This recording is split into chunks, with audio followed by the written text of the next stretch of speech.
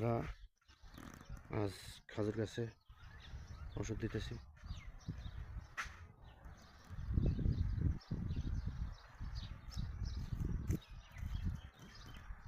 আজকে পুরা বাগানে এই যে ফসফেট, 2 জাতের ফসফেট এগুলো দিতে হবে।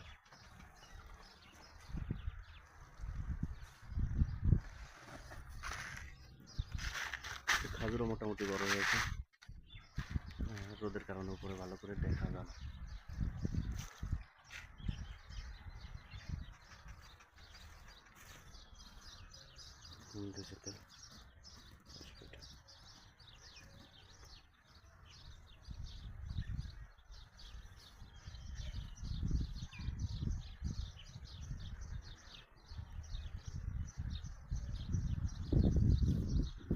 যারা আমাদের দেশে এসব খাজুর গাছের বাগান করতেছেন তারা এই ওষুধগুলো ফলো করতে হবে, কোন কোন টাইমে ওষুধ দেওয়া লাগে আর কি।